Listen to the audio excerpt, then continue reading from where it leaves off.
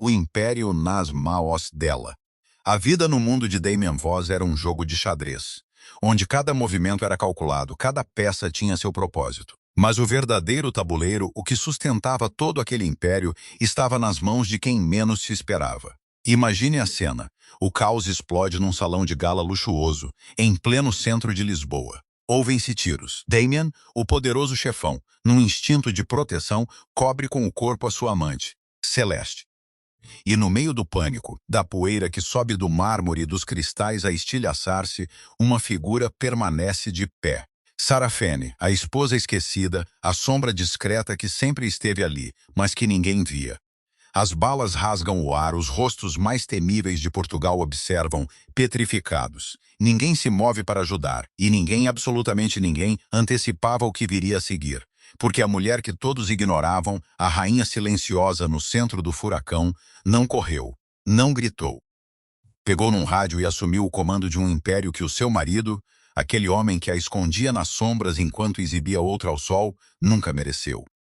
Como é que uma mulher que ninguém respeitava se tornou a figura mais poderosa do crime organizado em Portugal em menos de 5 minutos?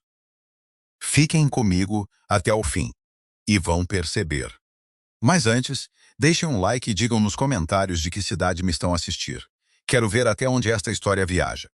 O convite de um papel tão grosso que parecia um aviso para o baile de caridade anual Noite de Ébano, patrocinado pelo Sindicato Voss. Traje a rigor dizia, às 20 horas. Mas o que realmente importava, o que aquela papelão lustroso não dizia, Sarafene já sabia há 6 semanas.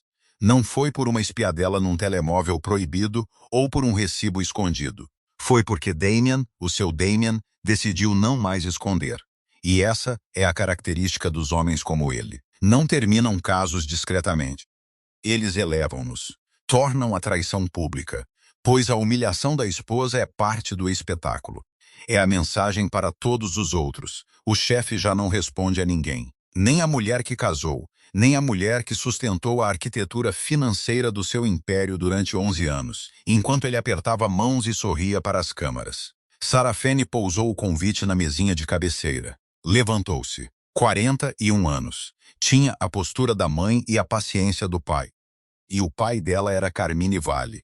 O que significava que essa paciência tinha sido forjada ao longo de décadas a ver homens subestimarem a sua família, até o exato momento em que já não podiam mais.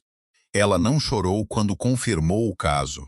Não atirou nada. Sentou-se no seu escritório durante 20 minutos, em silêncio. Depois, voltou a analisar os contratos trimestrais de segurança para o corredor nordeste do Sindicato Voss. O trabalho não parava só porque o casamento estava a arder. Atravessou o quarto e abriu o roupeiro. O vestido esmeralda já estava ali, impecável. Tinha-o escolhido deliberadamente. O baile era na quinta do Hargrove, a uns 40 minutos da cidade. Um lugar que, desde os antigos acordos dos anos 70, era considerado terra neutra.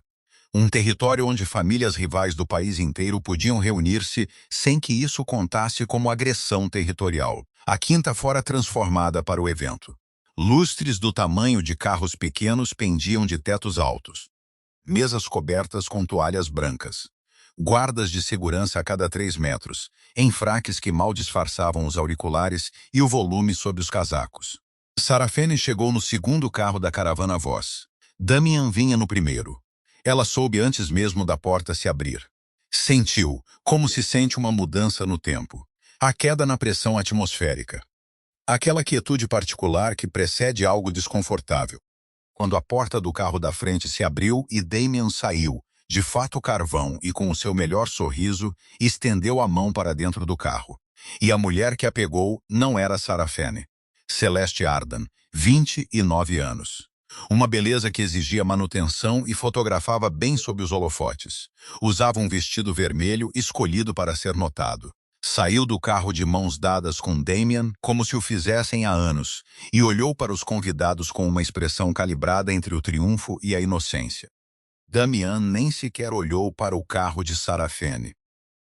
O motorista de Sarafene hesitou ao volante. Ela sentiu-o a ponderar se deveria dizer algo. Abriu a porta ela mesma, pisou o cascalho, alisou o vestido esmeralda e caminhou em direção à entrada.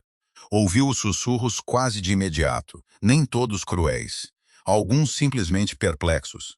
Pegou em fragmentos. É a mulher dele, a Sarafene Vale. Ela sabe? Tem que saber. E ela manteve o queixo firme e o passo calmo, como a mãe lhe ensinara a entrar em qualquer sala onde os homens estivessem a observar. Como se o desfecho já estivesse decidido antes de chegar. Lá dentro, o salão era extraordinário e sufocante na mesma medida. Cristal por todo lado. Centenas de pessoas, metade delas perigosas de uma forma que as toalhas de mesa e o champanhe não conseguiam disfarçar totalmente. Reconheceu rostos de Lisboa, Porto, Faro, Cascais. Duas famílias do norte que não via no mesmo lugar há anos. O baile da noite de Ébano era o único evento onde o conselho de donos se reunia pessoalmente, em vez de através de intermediários, e o aparato de segurança necessário para tal era imenso. Ela conhecia a maioria dos chefes de segurança pelo nome, tinha aprovado os seus contratos, pegou num copo de água com gás de uma bandeja que passava e posicionou-se perto da parede de onde podia ver toda a sala sem ser facilmente encurralada. E esperou. Damien encontrou o centro da sala como sempre, por atração gravitacional, pelo magnetismo particular de um homem que precisa de ser olhado. Tinha 46 anos, cabelo grisalho nas têmporas, ombros largos e o riso de quem nunca temeu verdadeiramente nada na vida adulta. As pessoas iam até ele. Sempre foram.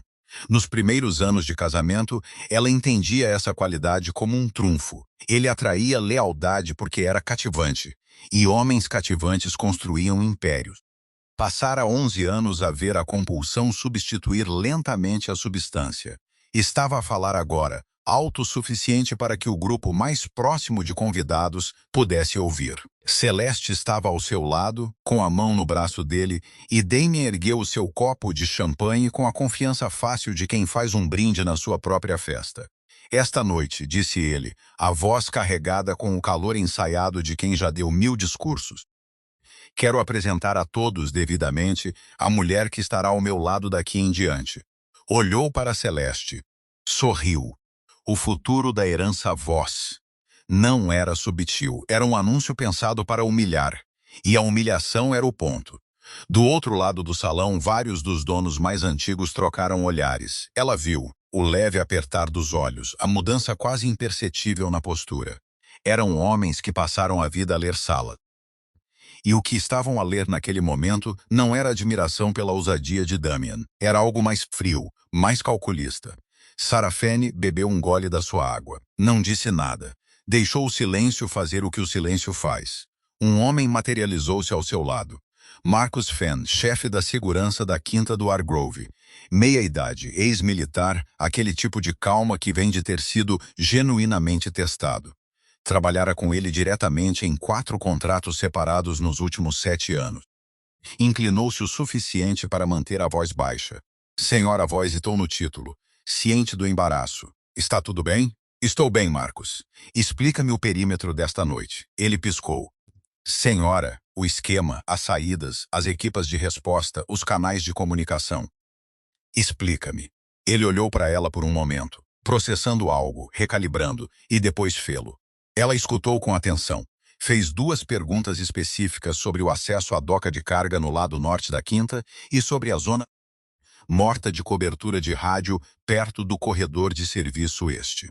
Marcus respondeu a ambas sem entender completamente por que ela perguntava, e ela arquivou a informação na parte de trás da sua mente, como arquivava tudo, silenciosamente, sem anunciar, num lugar a que podia aceder rapidamente se precisasse.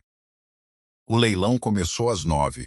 Um leiloeiro de luvas brancas percorria uma lista cuidadosamente selecionada de itens, peças de arte, coleções de vinho, promessas de caridade, e as licitações iam onde sempre iam em eventos como aquele, muito além de qualquer avaliação razoável, porque as licitações nunca eram realmente sobre os itens. Eram sobre demonstrar liquidez, sinalizar posição. Sarafene observava uma reprodução de Bazot subir acima dos 400.000 euros quando o primeiro tiro soou. O som estava errado antes que ela pudesse identificar o que era. Demasiado agudo, demasiado imediato, ricocheteando em mármore e cristal de uma forma que comprimia o ar na sala. A reprodução de Bazod balançou para o lado no seu pedestal. O microfone do leiloeiro caiu no chão e depois a sala explodiu, não com fogo, mas com pânico. 200 pessoas entenderam simultaneamente que estavam a ser alvejadas. E 200 pessoas responderam como as pessoas essa compreensão mesmo quando são poderosas e perigosas. Com o mais antigo impulso animal, aquele que vive por baixo de todo o treino, da bravata e dos fatos caros. Caíram.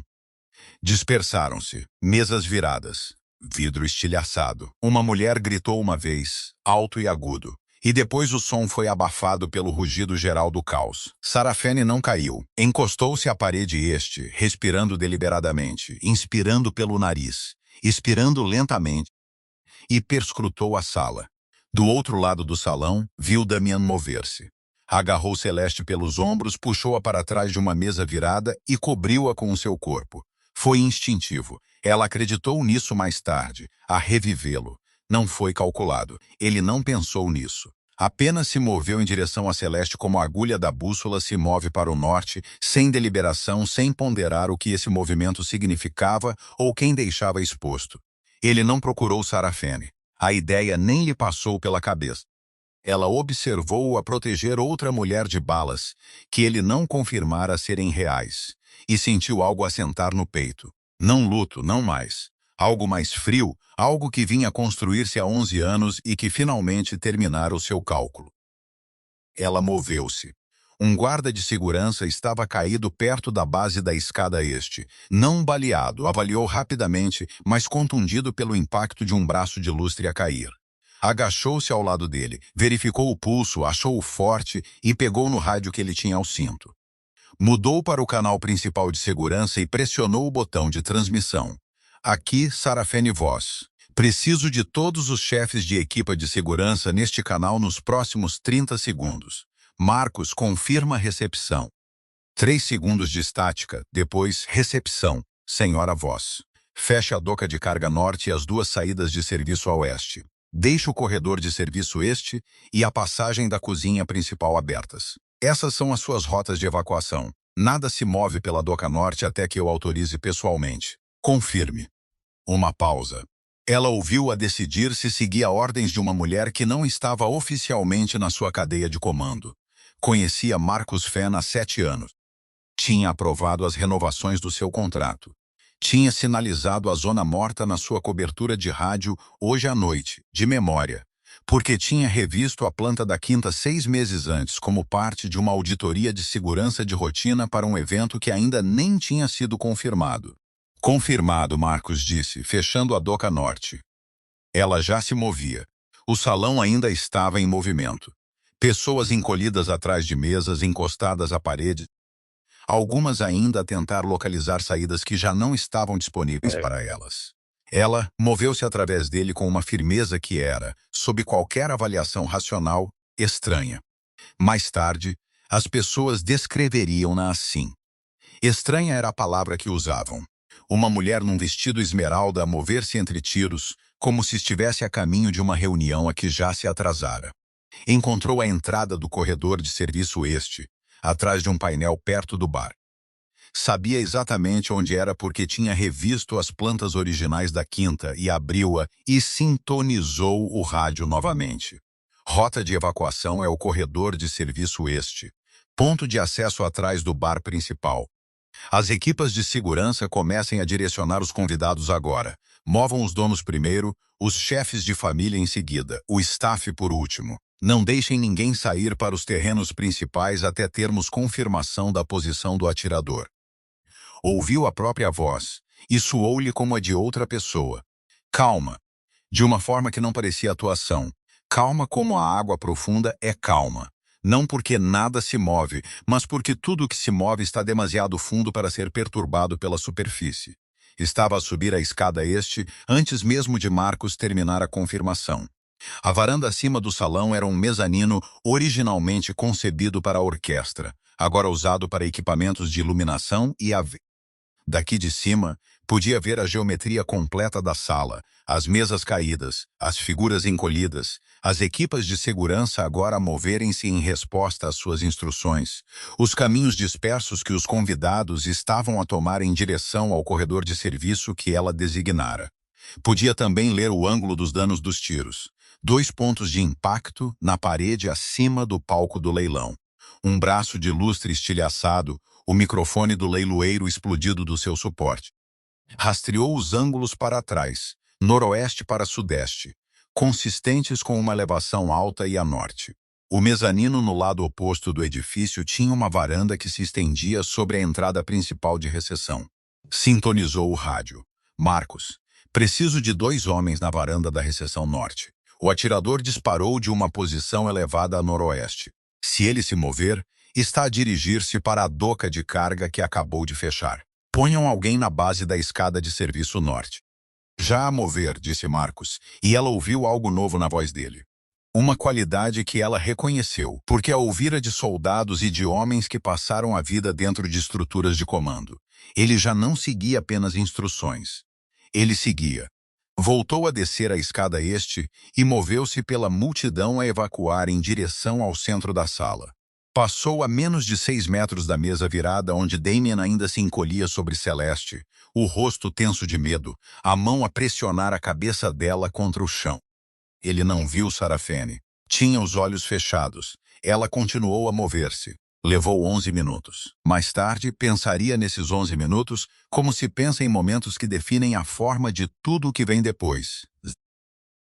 Não exatamente com orgulho, mas com a clareza particular de uma pessoa que finalmente entende do que é realmente capaz quando as circunstâncias deixam de fingir ser algo diferente do que são. Em 11 minutos, ela coordenou a evacuação de 214 convidados através de um corredor de serviço, manteve contato de rádio com 6 equipas de segurança separadas, identificou a posição dos atiradores apenas por evidência balística e dirigiu o bloqueio de todas as saídas não autorizadas da quinta. Em 11 minutos, ela fez o que todos os homens naquele salão, todos os chefes, todos os capitães, todos os seguranças e capangas e subchefes, sempre assumiram que as suas próprias pessoas fariam numa crise. Ninguém das suas próprias pessoas o tinha feito. Ela sim, o rádio crepitou. A voz de Marcos veio com uma ponta que ela nunca antes ouvira nele.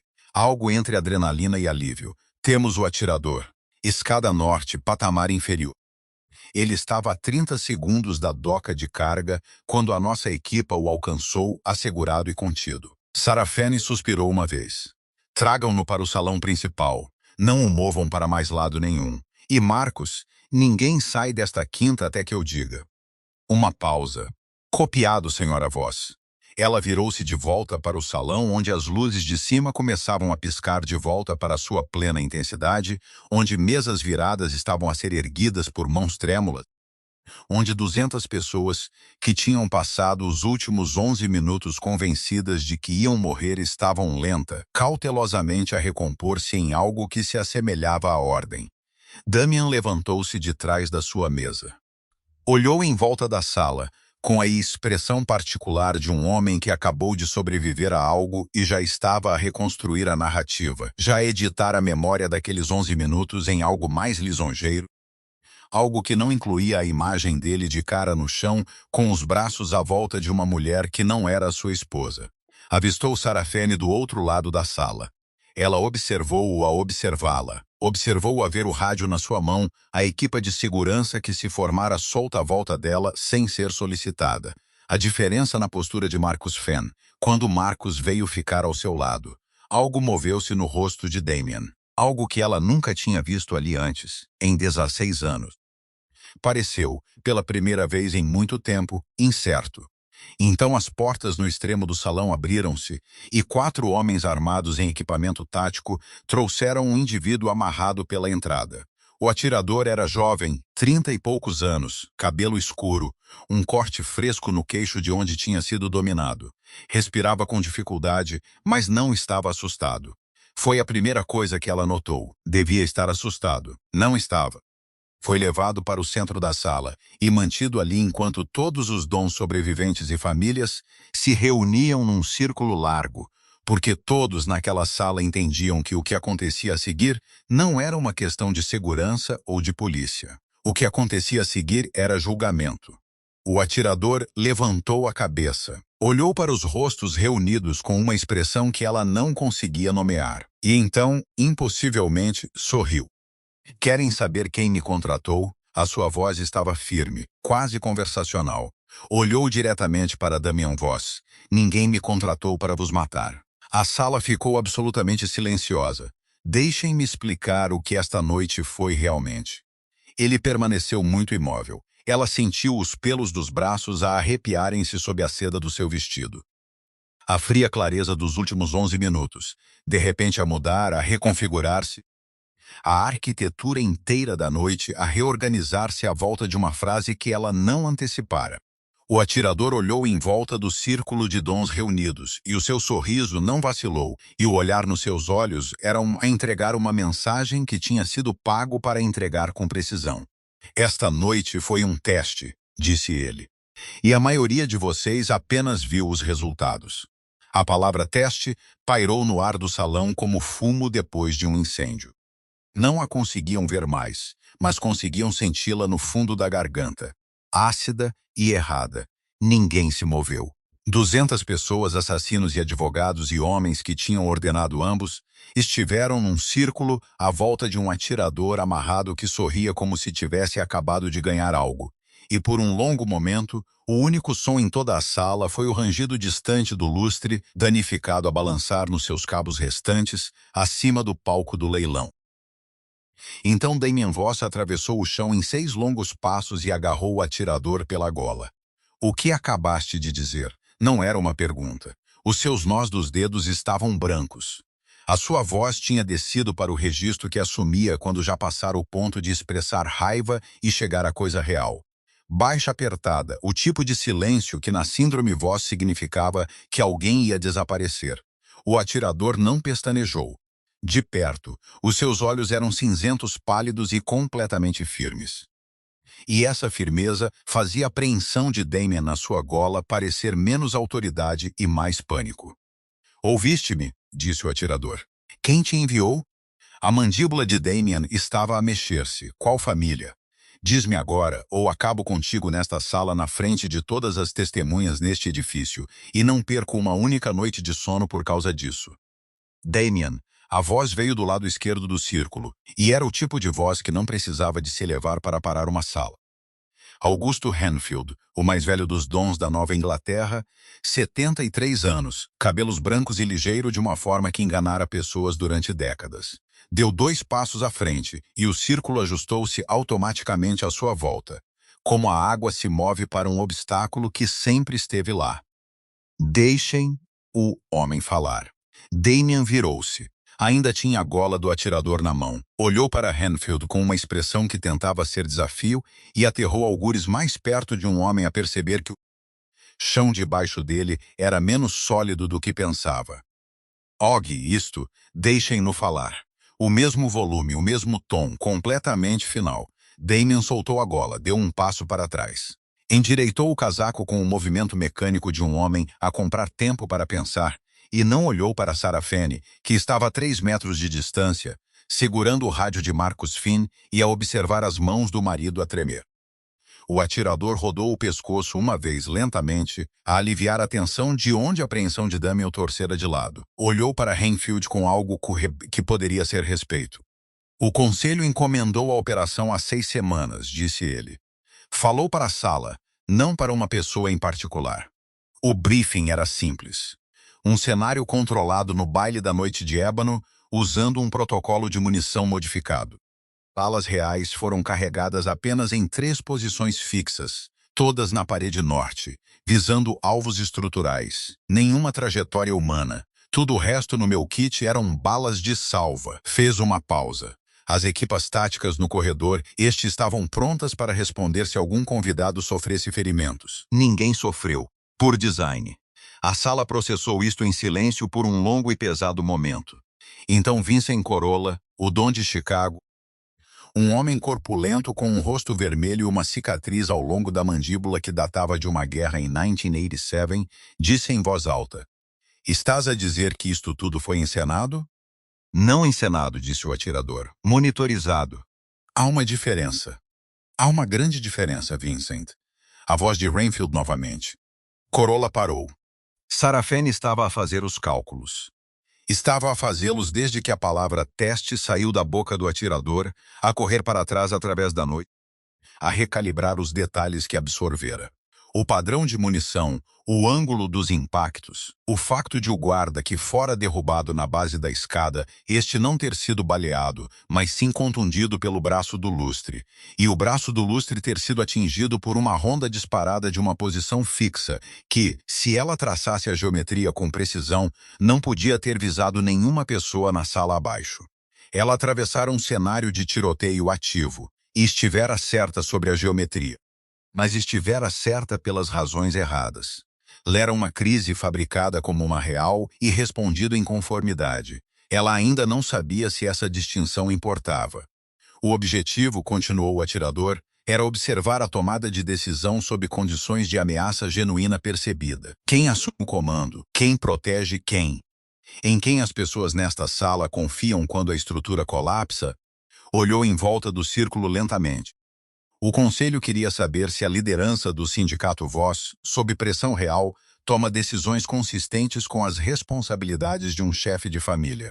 A palavra família aterrou como o atirador pretendia, com peso, com história, com a gravidade específica que carrega dentro destas paredes, onde significa mais do que sangue. O peito de Damien subia e descia demasiado depressa. Estava a respirar como um homem que acabara de correr algo e ainda não admitira para si mesmo que estava exausto. Olhou em volta da sala para os dons, para os seus capitães, para Celeste, que estava perto da parede este, com os braços cruzados e o vestido vermelho ligeiro rasgado na costura do ombro de quando batera no chão. Isto é uma armadilha, disse ele. A sua voz estava mais firme do que as suas mãos. Isto é uma jogada política de alguém nesta sala que queria minar-me. Damien, a voz de Renfield novamente, mais baixo desta vez, quase gentil, e isso era pior. Tem muito cuidado com o que dizes a seguir. Algo naquela gentileza alcançou Damien de uma forma que o volume não o fizera. Ele parou. Olhou para o velho, e qualquer coisa que viu ali recalibrou algo por trás dos seus olhos. Sarafene observou o marido a perceber que estava numa sala onde o veredito já estava inclinado, e que cada palavra que ele dizia agora ou ajudava ou prejudicava um caso que ele não sabia que estava a fazer. Ela não sentiu satisfação nisso. Isso a surpreendeu um pouco. Cruzou a sala até Marcos, que estava perto da parede sul, e entregou-lhe o rádio.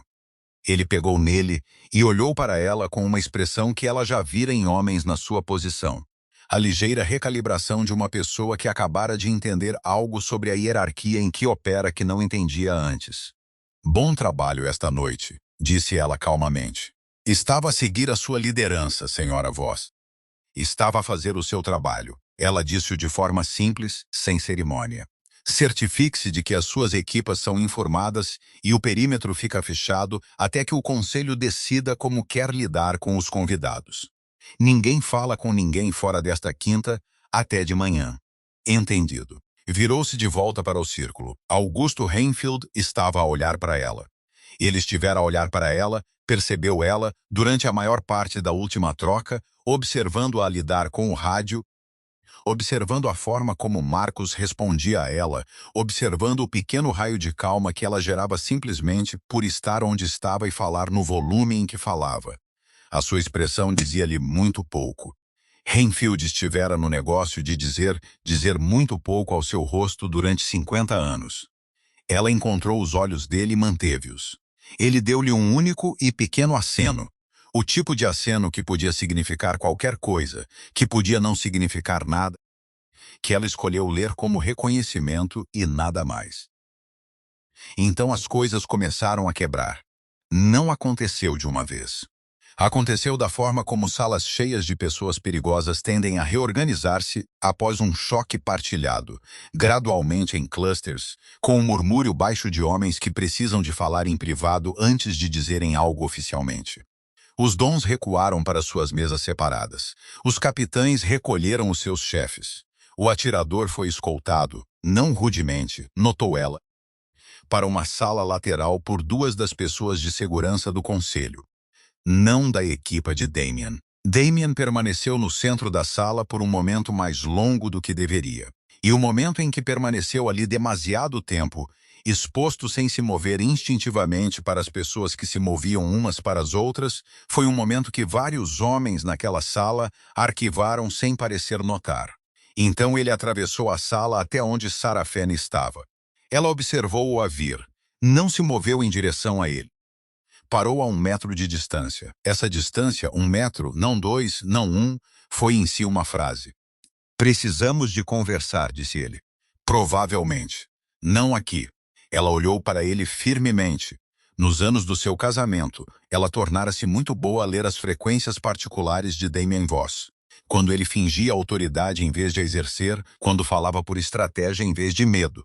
Neste momento, ele estava com medo e estava a cobri-lo com a compostura de mandíbula apertada que para as pessoas que não o conheciam parecia controlo. E ela conhecia-o até aos ossos. Não vou a lado nenhum, disse ela. Esta noite acaba aqui. Ele olhou para ela. A sério? Olhou para ela da forma como não o fazia há anos, sem o verniz de direito que se instalara na sua visão dela algures no 4º ano do seu casamento. Ela viu-a tentar localizar a versão dela que catalogara. A silenciosa, a administrativa, a que lidava com a infraestrutura sem glamour do seu império a partir de um escritório em que ela nunca aparecia publicamente. E a falhar em encontrá-la porque essa versão dela estivera ali o tempo todo e ele simplesmente nunca olhara. O que fizeste esta noite, começou ele. Era o meu trabalho, disse ela. Sempre foi o meu trabalho. Tu é que nunca olhaste. Ele não teve resposta para isso. Ela não esperou por um. Virou-se e caminhou em direção à mesa de Augusto Renfield. As próximas 2 horas foram o tipo de horas que à superfície parecem nada. Um salão danificado cheio de convidados abalados a ter conversas educadas e cuidadosas enquanto a equipa de serviço trazia café, e o braço do lustre estilhaçado era discretamente removido do chão. Mas por baixo da superfície, em vozes baixas e contato visual, e na pequena reconfiguração de quem estava sentado, onde e quem caminhava com quem, para qual canto da sala, essas 2 horas foram a arquitetura de um veredito a ser construído. Ela falou com 4 dos dons diretamente, não sobre a noite, mas sobre questões práticas, sobre a revisão trimestral de segurança do corredor Nordeste que ela completara em março, sobre a reestruturação financeira que implementara nas operações atlânticas do sindicato Voss 18 meses antes, que triplicara silenciosamente a sua liquidez, sobre as negociações de aliança com a família Harrove, que ela gerira quase inteiramente sozinha nos últimos 2 anos. Porque Damien estivera, como ela o formulou nas suas notas internas, ocupado com outras coisas. Ela não estava a fazer lobby. Estava a falar de trabalho, como sempre falava de trabalho. E os homens com quem falava estavam a ouvir como os homens ouvem quando ouvem algo que deviam ter ouvido há muito tempo. Celeste Arden saiu às 23h15. Sarah Fanny observou a partir. Um carro de luxo da frota Voss, veículo de segunda linha, não o carro principal. Marcos organizara-o silenciosamente, quer por iniciativa própria, quer de outra pessoa, ela não perguntou. Celeste partiu sem cerimônia, sem a saída pública com o seu vestido vermelho a refletir a luz uma vez através da porta principal, antes de a porta se fechar novamente. Damien observou do outro lado da sala. O seu rosto era difícil de ler. Ela teria dito mágoa, talvez, exceto que mágoa exigia a perda de algo real, e ela parara de conseguir identificar o que era real para Damien sobre Celeste há muito tempo. Então, um dos seus capitães, Rowan Breck, 38 anos, olhos escuros, uma das mentes operacionais mais aguçadas do sindicato, atravessou a sala e sentou-se à mesa mais próxima de onde Sarah Fanny estava, não a mesa de Damien, a dela. Era uma coisa pequena, do tipo que podia ser explicada. Rowan podia ter se sentado porque os seus pés doíam, porque queria café, porque a cadeira por acaso estava ali. Mas numa sala cheia de pessoas que fizeram carreiras a ler exatamente este tipo de coisa pequena, ninguém se enganou. Damien viu. Ela observou o segundo exato em que ele processou o que significava. A forma como um músculo na sua mandíbula saltou e depois foi controlado, achatado pela disciplina de um homem que sabia que não devia mostrar que fora cortado. Sentou-se em frente a Rowan. Noite longa, disse Rowan. Sim, lidaste bem com a situação. A equipa de segurança lidou bem. Dei-lhes informação. Ele olhou para ela com um olhar que continha mais do que dizia. Um olhar que ela vira em Rowan antes, nas reuniões trimestrais de operações que ela conduzira em segundo plano, enquanto Damian se sentava à cabeceira da mesa e recebia o crédito pelos resultados que ela engenharia. A informação estava certa, disse Rowan. Todas as chamadas estiveram certas. Revisei a planta em março. Ninguém mais revisou a planta em março. Ela não teve resposta para isso. Não era orgulho. E ela não ia exibir orgulho naquela sala esta noite, por isso não disse nada. E Rowan acenou uma vez como se ela tivesse dito algo de qualquer forma. Por volta da meia-noite, Augusto Renfield pediu para falar com ela em privado. Sentaram-se na biblioteca da quinta, uma sala que cheirava a pó e couro, e ao mofo particular de livros que são mantidos por atmosfera em vez de leitura. A segurança pessoal de Renfield ficou do lado de fora da porta. Ninguém mais estava presente. Ele ficou em silêncio por um longo momento depois de se sentarem, como os velhos ficam em silêncio quando não estão a fingir paciência, mas realmente a tê-la. Tem gerido a infraestrutura operacional do Sindicato Voz. Há quanto tempo? Não foi bem uma pergunta. 11 anos, de forma significativa, disse ela. 7 anos como a principal arquiteta operacional. Damian tem sido a cara pública e o tomador de decisões. Ela considerou como responder a isso com precisão. Damian toma as decisões finais sobre expansão e conflito. Sempre. A estrutura de alianças, a estrutura financeira, os contratos de segurança e a conformidade interna. Esses têm sido meus, a expressão de Renfield mudou quase nada. A reestruturação atlântica, minha. O acordo Harrov, largamente meu. A situação Calibrize em 2021. Fez uma pausa. Aquela era sensível, mesmo agora. Fornecia estrutura para a resolução. Damian executou a reunião. Lembro-me da reunião, disse Renfield. Eu estava lá. Damian não sabia qual era a estrutura. Estava a ler de memória, de algo em que fora informado. Os olhos pálidos do velho estavam firmes. Presumi que ele tivesse um advogado muito bom. Ele tem uma esposa muito boa, disse ela. Saiu mais flat do que pretendia. Não amargo, apenas preciso, como se diria o peso de algo sem qualquer sentimento sobre o número. Renfield ficou em silêncio novamente. Olhou para as fileiras de livros na parede, como se pudesse-lhe algo. Então olhou de volta para ela. O conselho vai reunir-se de manhã, disse ele. Haverá uma deliberação formal relativamente a esta noite, relativamente ao que foi observado. Fez uma pausa. Relativamente à liderança do sindicato Voz, ela manteve o rosto imóvel. Eu entendo. Quero que entendas especificamente, disse ele. Que tipo de deliberação será? O ar na biblioteca mudou. Ela sentiu-o. A conversa a passar do conversacional para o consequencial, o registro a baixar, o significado de cada palavra a expandir-se para preencher o espaço. O último que saiu. O teste desta noite, continuou Renfield, não foi concebido para produzir um resultado simples. Foi concebido para produzir um resultado honesto. Dobrou as mãos no colo. Damian falhou. Acho que ele entende isso. Acho que uma parte dele entendeu isso antes do atirador terminar de falar. Ela não disse nada. Esperou. E o que nenhum de nós antecipou, disse o velho, foi o resultado alternativo que se revelou sem ter sido projetado.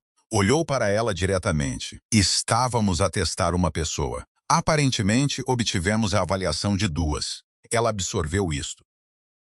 Deixou-o ficar na sala entre eles, sem o alcançar. A reunião de manhã é às 8, disse Renfield. Não te estou a pedir para compareceres. Estou a informar-te da hora. Levantou-se lentamente com a calibração cuidadosa de um velho a gerir as suas articulações. Vai dormir um pouco, Sarafene. Caminhou até a porta. Parou com a mão na moldura. O teu pai teria lidado com esta noite da mesma forma, disse ele. Mesmos instintos. Mesma economia. Uma pausa. Carmine sempre disse que a sua melhor qualidade era o seu segredo pior guardado. Fez uma pausa. Ninguém neste negócio olha para a pessoa que segura tudo até que a coisa desmorona. Saiu. Ela sentou-se na biblioteca sozinha por um tempo. O relógio na lareira passou da 00:30, depois da 00:45. Lá fora, ouvia os sons da quinta, o murmúrio baixo das equipas de segurança, o motor distante de um veículo a partir, a qualidade particular de um grande edifício a acomodar-se nas últimas horas de uma noite que não fora o que ninguém planeava. Pensou no seu pai, na forma como Carmine Vale se sentara em frente dela quando ela tinha 17 anos e lhe dissera que o poder nunca era algo que se anunciava.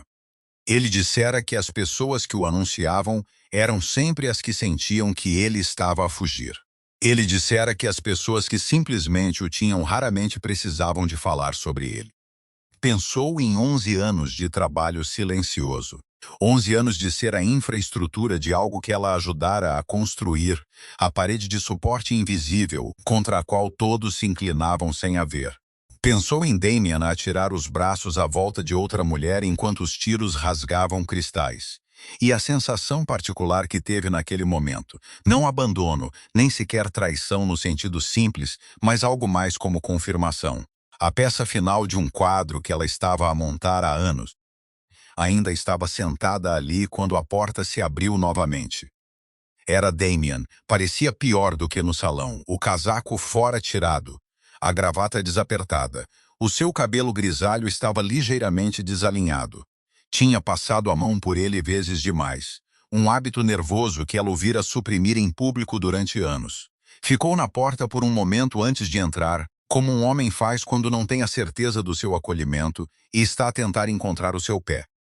Sentou-se em frente a ela na cadeira que Renfield ocupara por algum tempo. Nenhum deles disse nada.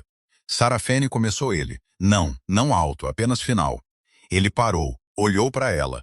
Pareceu, pensou ela, muito cansado. Preciso que entendas que com Celeste eu estava... Não preciso que me expliques a Celeste. Ela olhou para ele firmemente.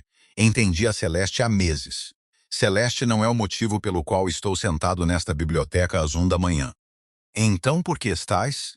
Porque amanhã de manhã o conselho vai reunir-se e vai tomar uma decisão sobre o sindicato Voz. E seja qual for essa decisão, vai exigir que alguém nesta família esteja presente para falar sobre o que este império realmente é, no que se baseia, no que é capaz. Ela manteve o olhar dele, e, estou a decidir agora mesmo se vou fazer isso. Ele ouviu. Ela observou-o a ouvir. O significado específico do condicional, que não estivera na voz dela quando falou com ele antes, a opção que ela estava a pôr na mesa entre eles, sem a nomear diretamente. Tu és a única que pode, disse ele. E soou, pela primeira vez em muito tempo, como honestidade em vez de lisonja, como um homem que finalmente parara de curar o que lhe dizia e estava simplesmente a afirmar um facto. Eu sei, disse ela. Então eu disse, estou a decidir. A sua voz era baixa e não se moveu. Isso não é o mesmo que decidido. Ele sentou-se com isso. O relógio moveu-se. Lá fora, um rádio de segurança crepitou e foi respondido. A breve troca abafada através da porta grossa da biblioteca. O que seria preciso? Disse Damien finalmente, para que tu não termines essa frase. Ela olhou para ele com algo que não era raiva e não era misericórdia. Algo entre os dois que era mais difícil do que qualquer um deles. O que quer que estivesses a pensar oferecer-me, qualquer acordo que aches que faria isto certo, não hoje à noite. Ele fechou a boca. Vai para o teu quarto, disse ela. O conselho reúne-se às 8. Deves estar lá. Levantou-se. Caminhou até a porta.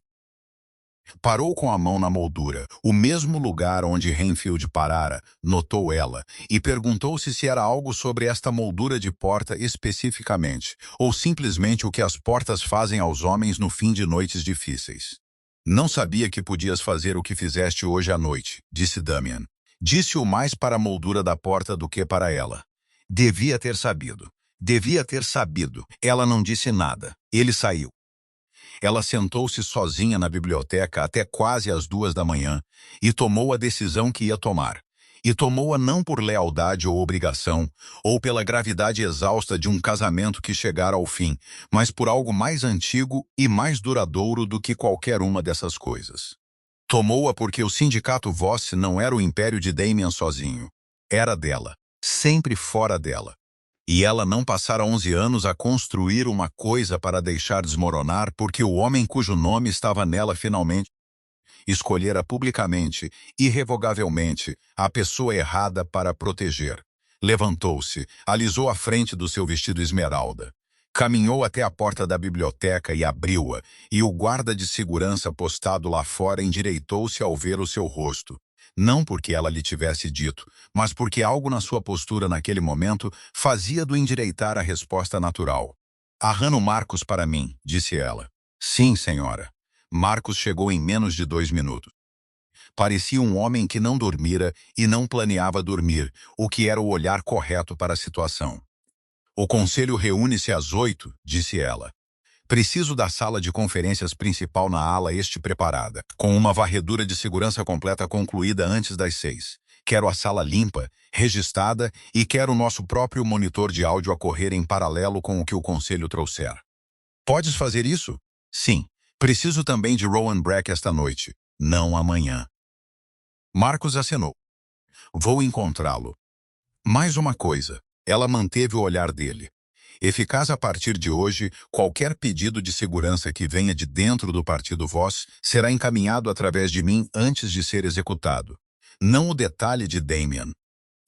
Se alguém insistir nisso, diz-lhes que a senhora Voss está a coordenar até que a reunião da manhã termine. Ninguém precisa de uma explicação mais longa do que essa." Marcos olhou para ela por exatamente um segundo, sem hesitar, apenas registrando e depois acenou. "Entendido, senhora Voss." Caminhou de volta para a ala principal da quinta. Os seus saltos silenciosos no chão de pedra. Os corredores semi-iluminados e quase vazios a esta hora. Em algum lugar atrás dela, o salão estava a ser silenciosamente restaurado. Vidro varredor, mesas endireitadas, as provas físicas do teatro da noite a serem limpas como se nunca tivessem acontecido. Mas as provas não eram apenas físicas. Todos os homens naquele salão tinham assistido à mesma coisa esta noite. Todos os dons, todos os capitães, todos os seguranças e capangas que se encolheram atrás de uma mesa ou se encostaram a uma parede durante 11 minutos de caos fabricado, tinham visto a mesma mulher a mover-se através dele sem pestanejar, a tomar as decisões certas sem hesitação e a segurar uma sala fraturada através de nada mais do que clareza e a vontade de agir. Não conseguias varrer isso do chão. Não conseguias restaurá-lo para como a sala parecia antes. Na extremidade do corredor, uma porta estava ainda aberta para o ar da noite. E através dela, ela podia ver os terrenos da Quinta Hargrove, o escuro arranjado dos relvados, a linha de árvores distante, o céu a começar quase imperceptivelmente a separar-se do preto em algo ligeiramente menos que preto, a mais antiga borda de uma manhã que ia mudar tudo. Parou no limiar e respirou o ar frio lentamente. Amanhã, o conselho reunir-se-ia. Amanhã, a deliberação aconteceria. Os sindicatos ou se manteria ou não, e o nome em cima da porta ou significaria o que sempre significara, ou significaria algo totalmente diferente. Ela já sabia qual ia ser. O que ela ainda não sabia, o que nenhum deles sabia ainda, era que dentro da sala de conferências que Marcos estava a preparar por trás do painel de carvalho da ala este, um dispositivo de gravação estava a funcionar desde as 6 da noite. Não de Marcos, não dela. Alguém mais queria que esta noite fosse documentada. E amanhã de manhã, quando o conselho se sentasse para entregar o seu veredito, essa gravação viria à tona. E não continha apenas o que acontecera no salão. Continham algo que reescreveria toda a história de como esta noite fora planeada e quem a encomendara realmente e por quê. O dispositivo de gravação tinha o tamanho de um pendrive. Marcos encontrou-o às 5h47 da manhã, 17 minutos antes da sua equipa completar a varredura de segurança da sala de conferências da ala este, o que significava que a sua equipa não o encontrara. Ele encontrara-o separadamente porque fizera sua própria passagem depois da deles. Um hábito que mantivera durante 23 anos em segurança privada que lhe salvara a vida 2 vezes e a carreira 4 vezes. Estava alojado atrás do painel de carvalho na parede norte da sala, adjacente à grelha de ventilação, preso com uma única tira de adesivo industrial. Do tipo que se pode comprar em qualquer loja de ferragens, do tipo que não deixa resíduo quando se puxa. Ficou a segurá-lo na palma da mão por um longo momento antes de fazer qualquer outra coisa. Depois caminhou até ao quarto de Sarah Fanny e bateu à porta. Ela abriu a porta em 40 segundos, o que lhe disse que ela não dormira. Ainda estava com o vestido esmeralda. O tecido ligeiramente amarrotado agora na anca de onde estivera sentada durante horas. O seu cabelo ainda estava composto. Os seus olhos estavam claros, da forma como os olhos estão claros depois de uma noite longa de pensar em vez de dormir. Um tipo diferente de alerta do que o descanso produz, mais agudo nas bordas e mais duro no centro. Ela olhou para o dispositivo na palma aberta dele. Não perguntou o que era, perguntou onde. Parede norte da sala de conferências, atrás do painel perto da ventilação. Quanto tempo tem estado a funcionar? Não consigo dizer pela unidade em si. Precisávamos de extrair o áudio. Pegou no dispositivo da mão dele e virou-o uma vez, examinando-o como examinava tudo, sem pressa, sem telegrafar a sua reação, dando-lhe apenas o tempo que requeria e nada mais. Temos o equipamento para o extrair aqui? Rowan tem. Ele já está na sala de estar este. Vai buscá-lo. Deu um passo atrás da porta. E Marcos, isto não existe ainda. Não até eu saber o que está nele. Ninguém do partido do conselho, ninguém do detalhe de Damien. Ainda não. Entendido. Mudou em 4 minutos. Calças escuras, uma blusa carvão, sapatos baixos, nenhuma joia exceto a aliança de casamento. Que ela deixou porque removê-la, hoje, seria uma declaração que ela não estava pronta para fazer na frente de testemunhas. Era prática sobre simbolismo. Entendia que no mundo em que operava, as coisas que vestia e as coisas que escolhia não usar eram lidas tão cuidadosamente como qualquer coisa que se dissesse em voz alta. Rowan Breck tinha o seu portátil aberto na mesa da sala de estar quando ela chegou. Estava no seu segundo café, o primeiro visível como uma mancha de anel na mesa ao lado do segundo, e tinha a postura tensa e encolhida de um homem que esperava algo sem ter sido dito o que esperava. Ela pôs o dispositivo na mesa à frente dele. Ele olhou para ele, olhou para Marcos, que estava perto da porta. Extrai tudo, disse ela. Começa pelo primeiro timestamp. Rowan ligou o dispositivo ao seu portátil sem comentário.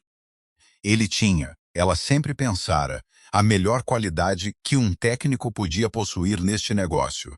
A capacidade de fazer o trabalho sem precisar de entender o contexto primeiro. Ele executou o software de extração, barra de progresso. 40 segundos de silêncio na sala de estar, interrompidos apenas pelo som da quinta a acomodar-se no frio da madrugada. Então o áudio começou. A primeira coisa que ouviu foi o som ambiente da própria sala de conferências, o zumbido baixo do sistema de ventilação, o ranger do edifício, os sons distantes da quinta nas horas antes do baile. O timestamp lia 16:00, 4 da tarde, 4 horas antes de qualquer convidado ter chegado. Vozes, 2 delas masculinas, perto da grelha de ventilação, o que significava perto do dispositivo, o que significava que quem o colocara onde esperava que a conversa acontecesse. Reconheceu a primeira voz imediatamente. Augusto Renfield. A segunda voz levou-lhe 3 segundos a mais, e quando a identificou, sentiu algo acontecer no seu peito que só conseguia descrever depois como uma falha estrutural. A sensação de algo portante a ceder. Não dramaticamente, não com barulho, mas com a lenta e doentia inevitabilidade de uma fundação que fora comprometida por muito tempo a completar finalmente o seu colapso. A segunda voz era Rowan Breck. Ela olhou para cima do portátil. Rowan já a olhava. Ele reconhecera a própria voz no mesmo momento que ela. O seu rosto tinha ficado da cor de betão velho, não pálido exatamente, mas desprovido de qualquer animação que lá estivesse antes. Como um ecrã se parece quando a energia corta a meio da imagem, tudo congelado numa expressão que nunca foi feita para ser afinal. Ele estendeu a mão para o portátil. Ela pôs a mão no pulso dele, não com força, apenas presente. Não, disse ela. Ele não. Olhou para Marcos. Marcos tinha a mão dentro do casaco. Ela abanou a cabeça uma vez e ele moveu a mão de volta para o lado, mas não relaxou. Ela premia play. A voz de Renfield, 4 horas antes do baile. O cenário prossegue como planeado esta noite. O conselho aprovou o protocolo completo e as métricas-alvo à voz de Rowan. Se Damien se mover para proteger Celeste Renfield, então o conselho confirma o que suspeita há 8 meses, que o sindicato Voss está a ser gerido por ego em vez de disciplina, e a questão da liderança torna-se urgente. Rowan. E se ele não o fizer, uma pausa na gravação longa o suficiente para que ela pudesse ouvir Renfield a mudar de peso. Renfield. Então o teste produziu um resultado inconclusivo e revisitamos a questão em 6 meses. Rowan. E Sarah Fanny? Outra pausa, de qualidade diferente da primeira. A primeira pausa fora um homem a escolher palavras. Esta pausa fora um homem a decidir o quanto dizer. Renfield. O que dizer dela, Rowan? Se esta noite correr como acho que vai correr, se Damien falhar o suficiente, o conselho vai olhar para o que resta. Vão olhar para quem realmente tem gerido o lado operacional. E quando o fizerem, vão ter perguntas sobre a resolução Kelly Breeze, sobre a reestruturação atlântica, sobre quem construiu o quê e qual nome está realmente no trabalho. Renfield. Essas são perguntas legítimas, Rowan. São perguntas que eu posso responder. Tenho estado dentro das operações do sindicato há 6 anos. Conheço a arquitetura. Se o conselho procura alguém para assumir um papel de liderança reestruturado, estou posicionado para apresentar um caso credível.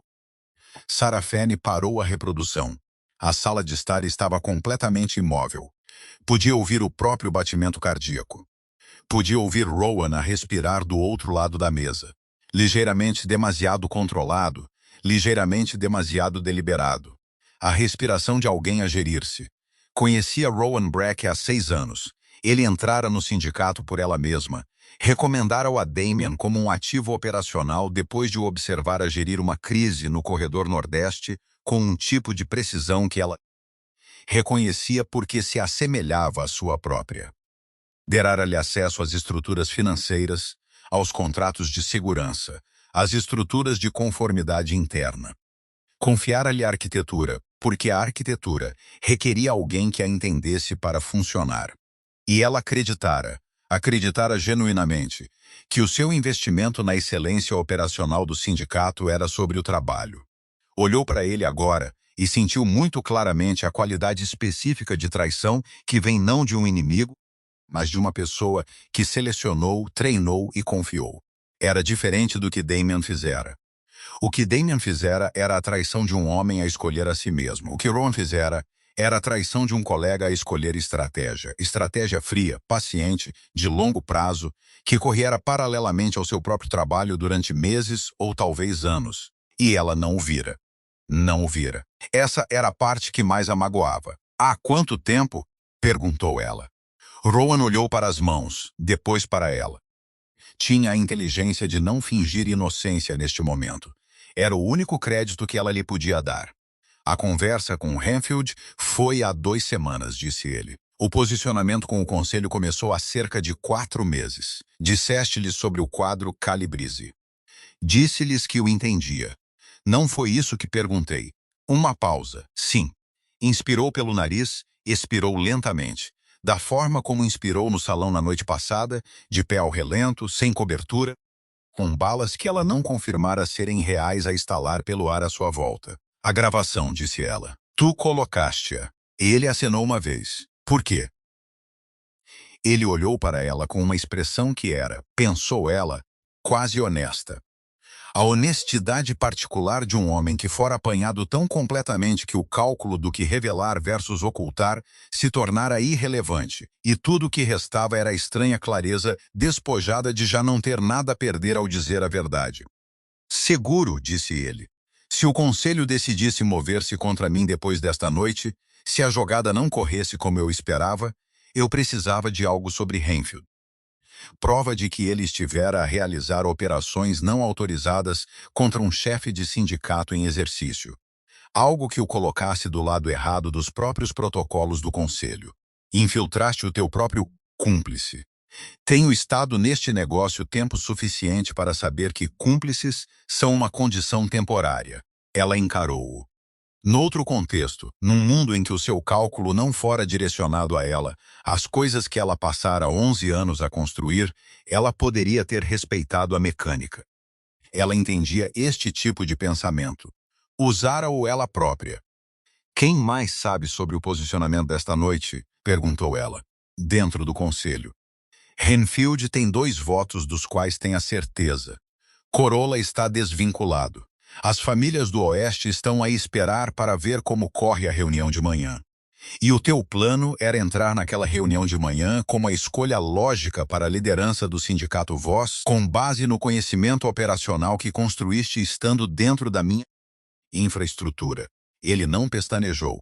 Sim, com o apoio de Renfield. Com Renfield a gerir o enquadramento do conselho da decisão. Ela levantou-se.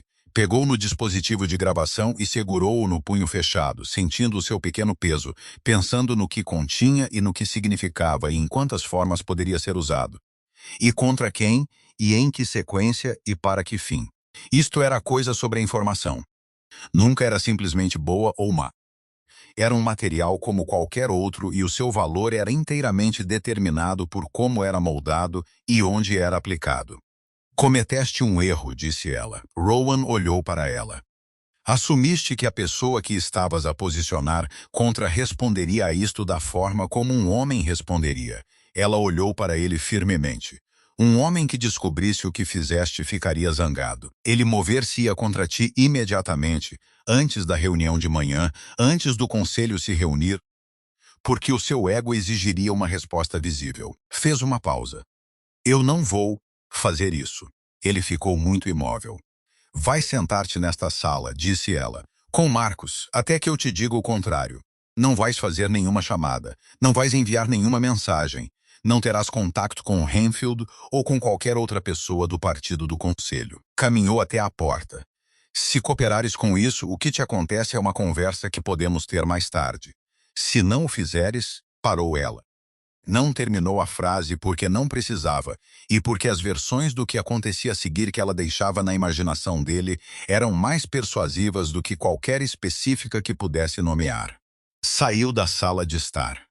No corredor, parou de andar e ficou com as costas encostadas à parede e os olhos fechados durante exatamente 30 segundos. Precisava de 30 segundos. Permitiu-se 30 segundos. Então abriu os olhos e caminhou. O dispositivo estava na sua mão esquerda. Na sua mão direita, o seu telemóvel. Tinha 3 horas antes da reunião do conselho e tinha uma gravação que implicava Augusto Renfield, o mais antigo dom do crime organizado americano. O homem que lhe acenara no salão na noite passada com o que ela lera como reconhecimento. O homem que lhe falara do seu pai e dissera que o conselho se reuniria às 8 numa operação não autorizada contra Damien Voss e uma jogada política não autorizada para instalar um substituto da sua escolha na liderança do sindicato. Ela tinha Renfield gravado. Tinha Rowan numa sala com Marcos. Tinha 3 horas. O que não tinha, percebeu ela ao virar a esquina em direção à ala principal e ver a figura parada no fim do corredor, era a coisa que assumira que tinha desde o momento em que saíra da biblioteca na noite passada com a sua decisão tomada. Não tinha tempo. A figura no fim do corredor era um dos capitães de Damien, não Rowan. Outro homem, chamado Fitch, que dirigia as operações do sul do sindicato e que, a partir deste momento, não tinha razão para estar naquele corredor em particular às 5h58 da manhã. Ele estava a olhá-la com uma expressão que ela reconheceu, não surpresa, não confusão. Ele estivera à espera dela. Senhora Voss, disse ele, o senhor Voss gostaria de falar consigo. Damien pode falar comigo agora. Fitch disse-o sem se mover, sem elevar a voz, sem fazer nada que pudesse ser tecnicamente caracterizado como uma ameaça. Ele disse para lhe dizer que não pode esperar. A frieza moveu-se através dela antes da lógica.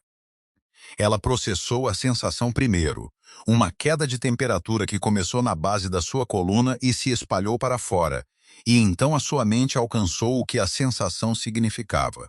Damien sabia da gravação, o que significava que Damien sabia da gravação antes de Marcos a encontrar, antes de ela extrair o áudio, antes de ela ouvir a voz de Rowan ou a de Renfield, o que significava que alguém lhe dissera o que significava que havia uma quarta pessoa nesta arquitetura que ela não tinha contabilizado. Alguém cujo papel ela não mapeara. Alguém que estivera a observar não apenas o baile e não apenas a jogada de Henfield e não apenas o posicionamento de Rowan, mas tudo isso, o tabuleiro inteiro, de uma posição onde ela não sabia onde procurar. Olhou para o rosto expectante de Fitch e pensou, com a clareza particular de uma mulher que acabara de entender que o jogo em que jogara era várias jogadas mais profundas do que acreditara, alguém a estivera a manipular. Seguiu Fitch pelo corredor, não porque não tivesse escolha. Tinha escolhas. Tinha sempre escolhas, e o hábito de mapeá-las estava tão profundamente gravado na sua cognição que ela estava a correr as alternativas, mesmo enquanto seus pés avançavam.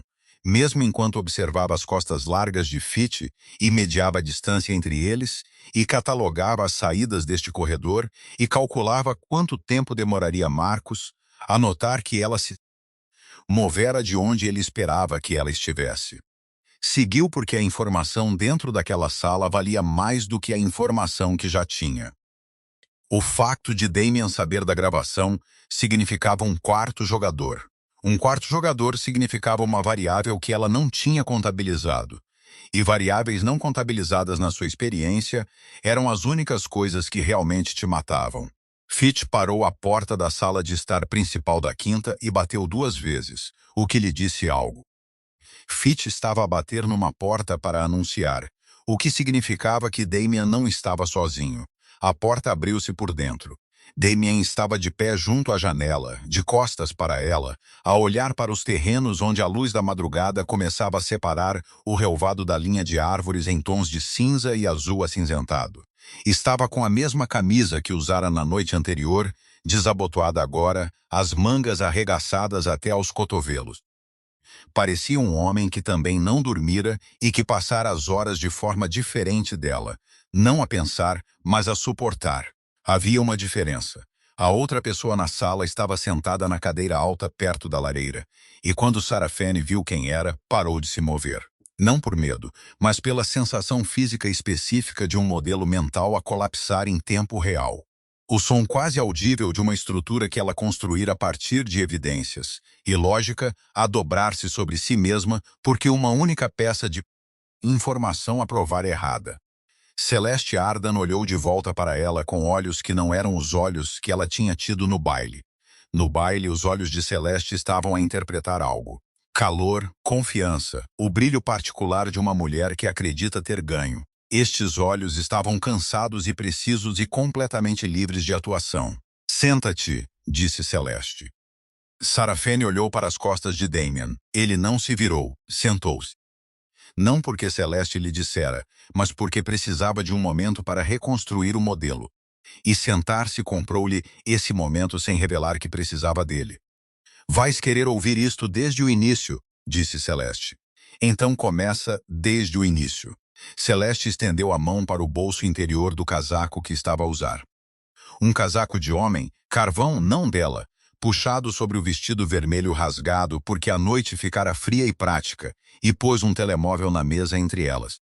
No ecrã havia um fio de mensagens de texto. O nome do contacto no topo lia Augusto. O fio remontava a 4 meses. Sarah Fanny leu-o. Leu-o com atenção focada e rápida que trazia documentos financeiros e contratos de segurança, absorvendo primeiro a estrutura, depois os detalhes, depois as implicações. Leu sem expressão e sem comentários. E sentiu, enquanto lia, o modelo a reconstruir-se em torno de uma arquitetura completamente diferente da que estivera a trabalhar nas últimas 3 horas. Celeste não era a amante de Damien. Ou ela era. Tivera sido brevemente há 1 ano, um facto que ela não se incomodou a negar quando Sarah Fanny olhou para cima do telemóvel. Mas não era isso que ela era agora. E não era isso que ela fora nos últimos 6 meses. Nos últimos 6 meses, Celeste Ardan estivera a trabalhar para a Força Tarefa Federal contra o Crime Organizado como informadora confidencial, e o seu ponto de acesso ao círculo interno do sindicato Voss fora Henfield, não Damien. E o caso com Damien fora sugestão de Henfield, uma forma de manter Celeste visível, integrada e útil. Henfield colocou-me, disse Celeste, a voz plana e factual. A ele se tivesse ido há 8 meses. Ele sabia do caso de 6 meses antes. Ele disse que tinha um uso para o acesso e que se eu cooperasse, certos assuntos federais relacionados com o meu irmão seriam resolvidos. Fez uma pausa. O meu irmão está a cumprir 12 anos na prisão de Northgate. Ele não teve nada a ver com o crime organizado. Estava no lugar errado, companhia errada, e um procurador federal construiu um caso a partir da proximidade. Outra pausa. Renfield tinha contactos no gabinete do procurador. Sarafene pousou o telemóvel na mesa. Estava a usá-la, disse ela. Para quê? Celeste olhou para ela firmemente. Para construir um caso contra o Sindicato Voz que justificaria uma apreensão federal de bens e um processo rico usando a exposição de Damian, o caso, a humilhação pública de Tino Bailey, a ótica de um chefe da máfia que perdera o controle da sua vida pessoal e, por extensão, do seu julgamento profissional como gancho para uma narrativa mais ampla, a estabilidade do sindicato. Acenou para o telemóvel. Ele tem fornecido informações a manipuladores federais há 3 anos, não porque acredita na lei, mas porque quer o território do Sindicato Voz e um processo federal criaria o vácuo. A sala estava muito silenciosa. Lá fora, o céu continuava a sua lenta e indiferente transição da noite para a manhã. E algures na ala leste da quinta, o Conselho de Dons preparava-se para se reunir em 2 horas para deliberar sobre o futuro do Sindicato Voz. E um desses dons era Augusto Renfield. E Augusto Renfield era um informador federal que estivera a engenhar a destruição do sindicato a partir de uma posição de autoridade confiável durante 3 anos. Sarafene pegou no telemóvel novamente. Percorreu as mensagens mais antigas no fio. Leu a linguagem específica que Renfield usava com os seus contactos federais. Cuidadosa, dispensável, a linguagem de um homem que entendia a segurança operacional e a praticara durante décadas. O teste do baile, disse ela. O conselho não o encomendou. Renfield encomendou-o. Ele vendeu-o a 2 outros dons como uma avaliação legítima de liderança, disse Celeste. O conselho mais amplo acredita que é uma operação sancionada. Não é. É a sua operação e os resultados seriam empacotados para os seus manipuladores federais como evidência de disfunção do sindicato, independentemente do que aconteceu esta noite. Sarafene olhou para as costas de Damian. Ele ainda não se virara da janela. Damian, disse ela. Ele virou-se. O seu rosto era o pior que ela já ouvira. Não zangado, não a fingir, apenas devastado na forma específica de um homem que entendeu que fora usado como um instrumento por alguém em quem confiara e que o uso funcionara porque o seu próprio comportamento o facilitara. Ela veio ter comigo às 2 da manhã, disse ele. A sua voz estava rouca. Contou-me tudo, mostrou-me o fio. Por quê? Perguntou Sarafene a Celeste. Porque Renfield disse aos seus manipuladores ontem à noite que a variável Sarafene se tornara uma complicação, disse ela. Depois do salão, depois de assumires o comando da evacuação, ele enviou uma mensagem às 23h15 que dizia que a operação do Conselho poderia precisar de mudar o seu alvo principal. Voltou a olhar para cima. Isso significa construir o caso de acusação à tua volta agora, não de Damian. Tu. Uma pausa. Porque tu és a que realmente construiu a coisa que vale a pena levar. O frio moveu-se através dela novamente, de qualidade diferente de antes. Antes fora o frio da surpresa. Este era o frio de uma mulher que acabara de entender que fora bem-sucedida o suficiente para se tornar o alvo mais valioso na sala. Levantou-se. Marcos, disse ela, não alto. Ele estava lá fora, à porta. Confirmara sua posição pelo som da sua respiração quando ela entrara. A porta abriu-se. Marcos entrou. Preciso que tudo o que aconteceu nesta sala seja gravado e assegurado nos próximos 10 minutos, disse ela. O telemóvel com o fio Renfield fotografa cada mensagem, timestamp e detalhe de contato. Depois leva o telemóvel para os nossos técnicos para uma extração completa antes que alguém do partido do conselho pergunte sobre ele. Olhou para Celeste. Cooperarás com isso? Sim. Após a extração, vais deixar a quinta. Silenciosamente, Marcos organizará um veículo. Ela manteve o olhar de Celeste. O que quer que as pessoas de Renfield esperem de ti esta manhã, não estarás aqui para entregar.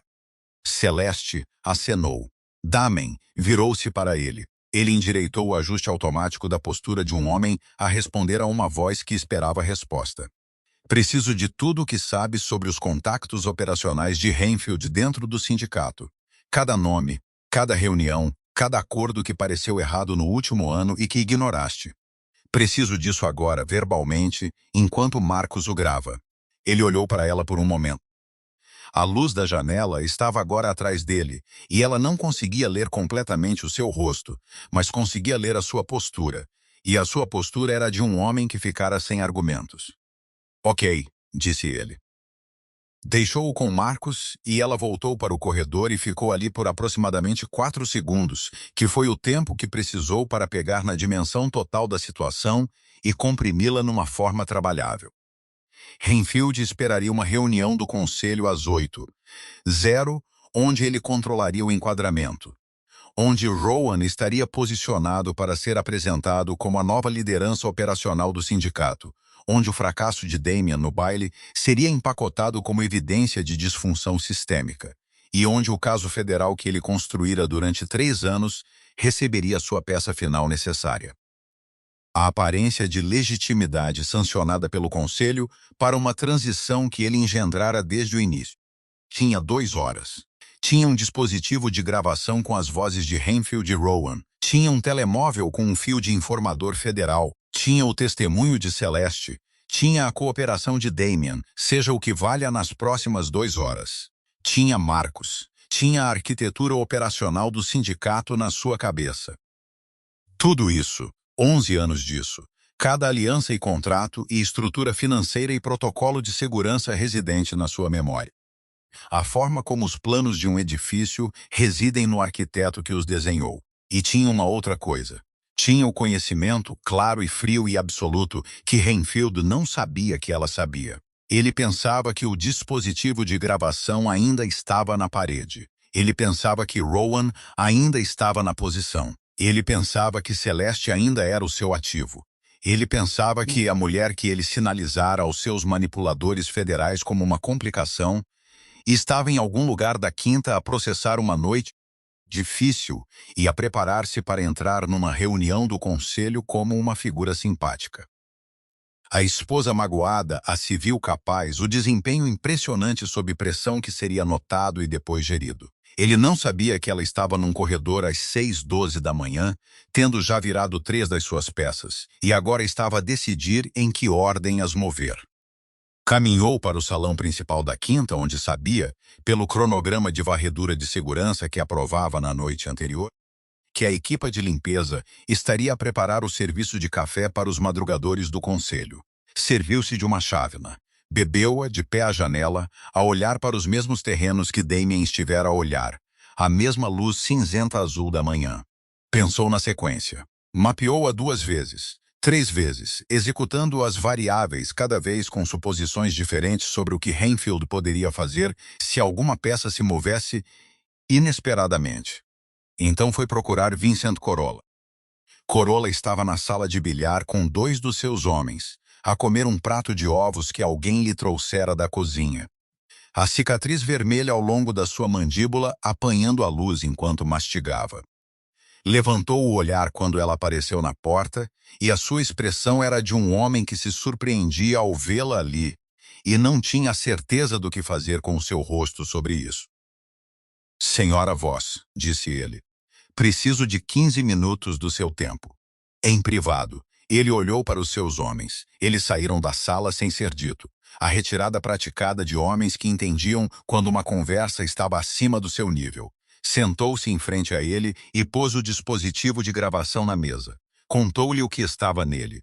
Contou-lhe sobre o fio de texto no telemóvel de Celeste. Contou-lhe sobre a ligação federal, sobre a operação de 3 anos.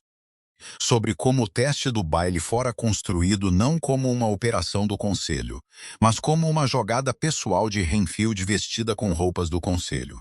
Era uma manhã fria de novembro na quinta de Harrogate, um lugar imponente com uma aura de segredo guardado. A Sarah Anne, com a sua postura impecável e a voz calma que mal deixava transparecer a tempestade que trazia, explicou tudo ao Dr. Correia em menos de 12 minutos. sem papéis, sem hesitações, num tom preciso, como se estivesse a dar um relatório operacional, e era exatamente isso. Enquanto ela falava, o Dr. Correia continuava a comer os seus ovos mexidos, com uma ligeira distração, como quem tenta manter a normalidade num cenário que claramente se desmorona. Ao terminar, pousou o garfo, recostou-se na cadeira e olhou para ela. O seu rosto mostrava a expressão de quem acabou de receber uma carga pesada e desagradável e estava a ponderar o seu peso. "Tens a certeza sobre a parte federal?" perguntou ele, a voz rouca pela surpresa. O rastro telefônico mostra 4 meses de comunicação direta com um contacto, identificado por número de identificação em 3 das mensagens. "Tenho a certeza", respondeu ela, firme. "E o Renfield não sabe que tens nada disto há 6 minutos, não." O Dr. Correia pegou no garfo novamente, olhou para ele e voltou a pousá-lo. "Sabes o que me estás a pedir para fazer? Estou a pedir que compreendas o que o Conselho está prestes a enfrentar às 8, se ninguém fizer nada antes disso." Ela sustentou o seu olhar. "O Renfield tem 2 votos. Tu estás desvinculado. As famílias do Oeste seguem a sala. Se a reunião da manhã correr como ele planeou, o Sindicato Voz entra num processo de transição sob supervisão federal, com a liderança operacional de um homem que o Renfield colocou. E em 18 meses, haverá uma acusação de rico tão abrangente que arrastará todos os que estiveram à mesma mesa que o Damen Voss nos últimos 4 anos. O Dr. Correia ficou imóvel. "Incluindo tu", acrescentou ela. "Estiveste em 4 jantares na Quinta Voz nos últimos 2 anos. Achas que um caso federal construído sobre disfunções do sindicato para em nome Voss?" Ele olhou para ela durante um longo momento. Uma cicatriz na sua mandíbula moveu-se enquanto ele rangia os dentes de trás, um hábito que ela já tinha notado antes, em momentos de cálculo difícil. "O que precisas de mim?" perguntou ele. "Preciso que convoques uma reunião de emergência com os dons do Oeste antes da sessão do Conselho. Preciso que a enquadres como uma preocupação processual. Tens dúvidas sobre a autorização do teste que queres que sejam resolvidas antes da deliberação completa." Ela fez uma pausa. "Eu estarei lá." "O Renfield não. Ele vai protestar por ser excluído." "Sim. E o seu protesto dir-te-á algo importante sobre o quanto ele precisa de controlar o quadro desta manhã."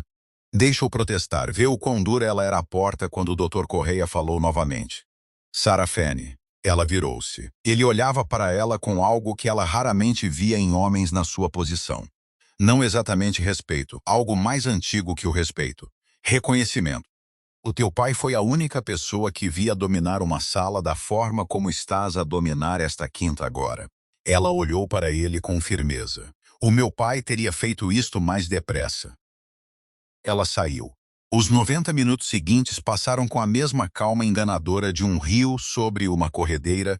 Tudo parecia ordenado até estar esperto o suficiente para ouvir o som do que se aproximava. Às 6 forte, o Dr. Correia enviou a mensagem aos dons do Oeste.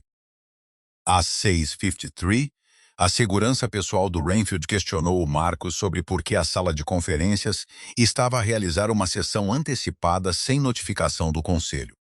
Marcos disse-lhes que era uma revisão técnica da configuração da sala. Isto não foi credível, e todas as partes entenderam que não foi credível, e o facto de ter sido dito de qualquer forma era em si informação. Às 7, Rowan Breck tentou enviar uma mensagem da sala de estar onde Marcos o tinha detido. Marcos pegou no seu telemóvel. Às 7:22, Sarah Fanny entrou na reunião antecipada na Biblioteca Oeste da Quinta. 6 homens, 4 deles de nível Dom, 2 capitães seniores, e ela colocou o gravador e uma transcrição impressa da conversa com o Renfield na mesa à sua frente e disse: "Antes de começar a sessão do Conselho, precisam de saber o que tem estado a acontecer por baixo disto." Ela falou durante 19 minutos. Ninguém a interrompeu. Às 7:50, Augusto Renfield entrou na sala de conferências principal para a sessão do Conselho das 8:00 e encontrou-a ocupada por uma configuração que ele não tinha antecipado. Não era a sala vazia que o seu pessoal tinha confirmado 90 minutos antes. Não era a encenação que ele tinha planeado, mas sim uma assembleia completa de dons e representantes seniores de famílias que já estavam em conversa há 40 minutos e cujos rostos, ao entrar, ostentavam aquela qualidade particular de homens que sabem algo que tu não sabes que eles sabem. Ele parou à entrada. Os seus olhos percorreram a sala com a avaliação rápida e praticada de um homem que passou 50 anos a ler ambientes de ameaça.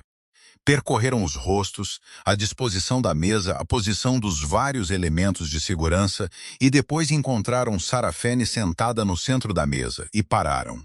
Ela olhou de volta para ele.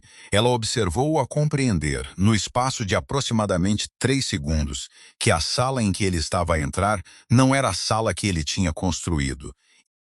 Ele deu um passo em frente de qualquer forma, porque 50 anos nesta profissão tinham lhe ensinado que se dava um passo em frente independentemente do que a sala dizia, porque a alternativa a dar um passo em frente era uma concessão que nunca se podia reaver. Augusto, disse Correia, da cabeceira da mesa. A sua voz era a voz de um homem a dirigir uma reunião, não assistir a uma. Senta-te. Estávamos à espera. Renfield olhou para a cadeira que lhe tinham deixado. Não à cabeceira, não na posição que ocupava em todas as sessões do conselho há 3 décadas, mas no extremo oposto, de frente para a sala, de frente para Sarah Fene, a cadeira de um homem que está a ser olhado em vez de ser ouvido. Ele sentou-se. O gravador estava no centro da mesa. Ele olhou para ele. Olhou para Sarah Fene, e pela primeira vez em 50 anos de reuniões em salas como esta, Augusto Renfield não disse absolutamente nada. Toca, disse Sarah Fene. Correia premia o play e a voz de Renfield encheu a sala de conferências da quinta de Harrogate, 2 minutos depois das 8, numa manhã que tinha começado como dele e se tornara, no espaço de 90 minutos e uma mulher que ele tinha subestimado, algo inteiramente diferente. Uma manhã em que a armadilha que ele passou 3 anos a construir se tinha fechado sobre a pessoa errada, e a pessoa certa estava sentada no centro da mesa, a assistir ao acontecer com a quietude de alguém que já tinha decidido o que viria a seguir, e estava simplesmente a esperar que todos os outros na sala se pusessem em dia. A voz de Renfield encheu a sala durante 4 minutos e 11 segundos. Ninguém se mexeu enquanto tocava. Ninguém olhou para suas mãos ou para a janela ou para qualquer outra coisa que não o gravador sentado no centro da mesa ou para o próprio Renfield, que estava sentado no extremo oposto com a postura ainda correta. A disciplina de uma vida inteira de um homem que entendia que as traições do corpo eram sempre mais condenatórias do que qualquer coisa dita em voz alta. Quando acabou, o silêncio que se seguiu foi o silêncio específico de homens que acabaram de ouvir algo que lhes exige que reestruturem a sua compreensão dos últimos meses e estão a fazer essa reestruturação em tempo real, rapidamente. Porque nesta profissão, a velocidade da tua recalibração é por vezes a única coisa que determina de que lado de um resultado aterras. A ameaça federal no telefone, disse Correia. Quantas mensagens? 63 ao longo de 4 meses. A extração está completa, disse Sarah Fene. Cópias foram asseguradas fora desta quinta há 40 minutos. Ela acrescentou sem ênfase, mas todos os homens na sala entenderam o que isso significava. A informação existia para além do alcance desta sala. O que quer que acontecesse dentro destas paredes esta manhã, a informação sobreviveu. Ela observou essa compreensão a espalhar-se pela sala como o clima. Renfield colocou as 2 mãos planas sobre a mesa à sua frente. Foi um gesto deliberado, um homem a remover as mãos de qualquer ambiguidade sobre o que elas poderiam fazer, colocando-as onde todos pudessem vê-las, fazendo uma declaração sobre as suas intenções antes que alguém perguntasse. O contacto federal, disse ele. A sua voz era cuidadosa e completamente controlada. A voz de um homem que passou 50 anos em salas onde a perda de controle era a perda de tudo. O que estão a ver é um arranjo protetor. Seguro contra a exposição federal, não cooperação contra as famílias. Os números de identificação e as mensagens, disse Sarah Fene. Os horários de chamadas programadas, as referências à entrega de pacotes e a linguagem que o teu contato usou quando confirmaste o cronograma das operações de gala. Ela sustentou o seu olhar. Tenho lido documentos financeiros e contratos de segurança durante 11 anos. Augusto, eu sei linguagem operacional quando a vejo. Essa ameaça não é seguro, é uma relação de trabalho. Ele olhou para ela. Durante um longo momento, a sala prendeu a respiração. Depois algo no seu rosto mudou. Não um colapso, não o desmoronamento dramático de um homem apanhado, mas algo menor e mais honesto do que isso, um acomodar-se. A quietude particular de uma pessoa que fez o cálculo e chegou a um número de que não gosta, mas não pode disputar. Tu és filha do Carmine, disse ele. Não foi um insulto, nem um elogio. Foi uma observação feita com o cansaço de um homem que acabou de compreender algo que devia ter tido em conta mais cedo. Sim, disse ela. Ele se assentiu uma vez lentamente e depois não disse mais nada. O que aconteceu nos 40 minutos seguintes não foi dramático. Essa era a coisa sobre os verdadeiros acertos de contas em salas como esta. Não se pareciam com os acertos de contas em histórias. Pareciam homens a falar, papéis a serem movidos de uma mesa para outra, vozes mantidas num volume controlado porque as paredes da quinta eram velhas e o som propagava-se, e havia pessoal nos corredores. E os negócios de consequência eram sempre, no final, um negócio silencioso. Renfield submeteu-se ao processo do conselho. Não lutou. Ela esperava que ele lutasse. Esperava que o veterano de 50 anos encontrasse ângulos para empregar a alavancagem acumulada de décadas para fazer o cálculo de que um movimento agressivo era melhor do que a aceitação passiva. Mas ele não o fez. Sentou-se no extremo da mesa com as mãos planas na superfície e respondeu às perguntas que lhe foram feitas na mesma voz cuidadosa e controlada, e ela entendeu, ao observá-lo, que esta era a sua própria disciplina. Ele tinha construído demasiado ao longo de demasiados anos para o destruir inteiramente com um mau movimento final. Ele estava a proteger o que podia proteger, tornando o alvo pequeno. Os dons do Oeste aceitaram o processo.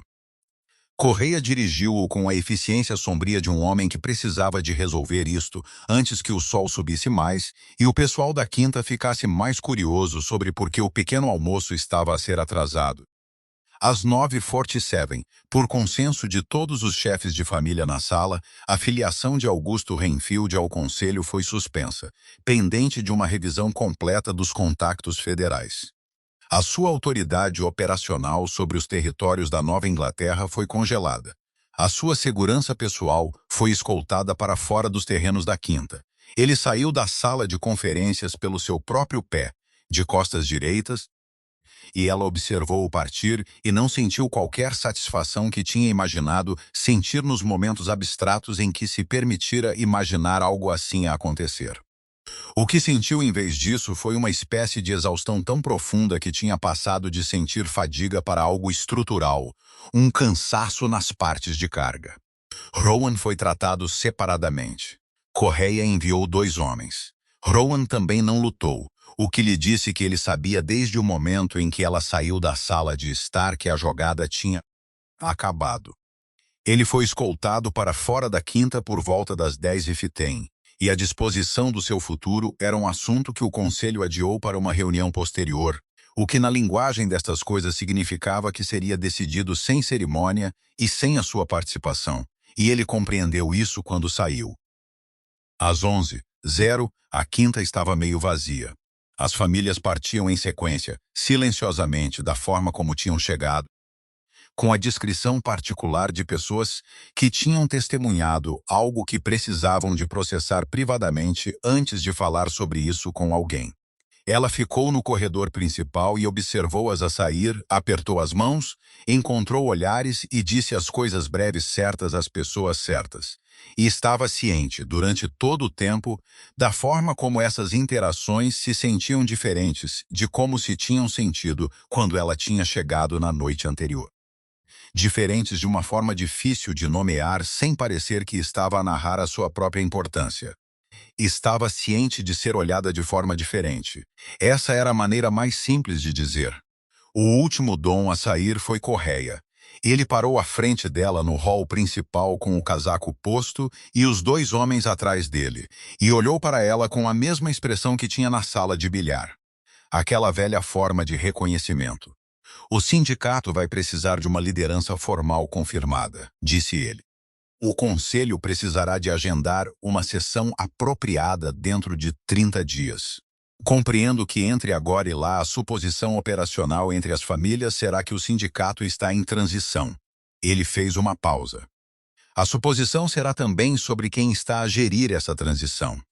Essa suposição será correta, disse ela. Ele olhou para ela por mais um momento e depois pôs o chapéu e saiu. E a porta fechou-se atrás dele, e a quinta de Harrogate ficou silenciosa. Encontrou Damien no jardim. Ele estava sentado num banco de pedra perto da parede leste da quinta, sob o sol fraco de novembro que finalmente tinha chegado depois da manhã cinzenta, e olhava para as árvores despidas na orla da propriedade com a expressão de um homem que olha para algo que não requer pensamento e está grato por isso. Uma chávena de café estava ao lado dele no banco, fria. Ela sentou-se ao lado dele, não perto, não longe, a distância de duas pessoas que se conhecem há 16 anos e atualmente não têm uma linguagem física adequada para o que são uma para a outra. Nenhum deles falou durante algum tempo. O jardim estava muito quieto. Algures acima deles, um pássaro trabalhava em algo na era da parede, o pequeno som industrioso de uma criatura totalmente desinteressada dos acontecimentos das últimas 14 horas. "Está feito?" perguntou Damien. "A parte imediata. O resto levará tempo." Ele assentiu. Pegou no café frio, olhou para ele, pousou-o novamente. "Henfield, suspenso. Os contactos federais serão passados ao pessoal jurídico do conselho. O que acontecer a seguir não é algo que eu possa controlar ou precise de controlar." Rowan, desaparecido. Ele absorveu isto. Ela observou seu perfil. A prata nas têmporas mais acentuada à luz do dia, as linhas à volta dos olhos mais profundas do que pareciam há um ano, do que pareciam talvez mesmo há um mês. Parecia um homem que envelheceu significativamente numa única noite, o que talvez fosse preciso. "Quero perguntar-te uma coisa", disse ele. "Está bem. Quando descobriste sobre o Renfield, sobre a parte federal, sobre o que a Celeste realmente era?" Ele parou, recomeçou. "Podias ter usado isto de forma diferente. Podias ter usado isto para proteger os ativos do sindicato silenciosamente, sem o trazer ao conselho, sem a exposição. Sim. Porque não o fizeste?" Ela pensou em como responder a isto. Não queria dar-lhe um discurso. Não queria construir uma filosofia a partir do que tinha sido, no momento da decisão, algo muito mais simples. "Porque a sobrevivência do sindicato não vale mais do que a sua integridade", disse ela. "E porque um concerto silencioso teria exigido que eu mantivesse a informação do Renfield como alavancagem indefinidamente sobre o conselho, sobre as famílias." Ela fez uma pausa. "Não quero gerir um império através de alavancagem. Vi o que isso faz às pessoas." "Vi o que te fez", disse ela. Não cruelmente, simplesmente. Ele aceitou isso sem pestanejar, o que já era algo. Um homem a aceitar uma coisa precisa sem a desviar. Ela não sabia se isso significava que ele tinha mudado ou se simplesmente estava demasiado cansado para realizar a alternativa e era honesta o suficiente consigo mesma para reconhecer que não sabia totalmente qual ela esperava que fosse. "A sessão do conselho em 30 dias", disse ele. "Sim. Eles formalizarão a tua posição." "Espero que sim." "E eu?" Ele disse isso sem drama. Uma pergunta simples e factual sobre o seu próprio futuro, numa coisa que ele liderava nominalmente há 14 anos. "O que acontece comigo?" Ela olhou para as árvores despidas por um momento. "Depende do que tu quiseres." Ele virou-se para olhá-la. A primeira vez que ele a tinha olhado diretamente desde que ela se sentara. Os seus olhos eram, como sempre tinham sido, genuinamente azuis. Não a intensidade performática de um homem que sabe que os seus olhos são marcantes, mas a sua simples cor descontrolada, que era coisa sobre Damien que ela tinha notado primeiro há 20 anos, e que tinha sobrevivido a tudo o resto inalterada. "Quero ainda fazer parte disto", disse ele. "Sei que não tenho o direito de pedir isto." "Não tens", concordou ela. Mas querer algo que não tens o direito de pedir é diferente de ser permanentemente negado. Ela sustentou o seu olhar. O que preciso de ti é honestidade sobre o que correu mal, não sobre a Celeste. Compreendo a parte da Celeste o suficiente.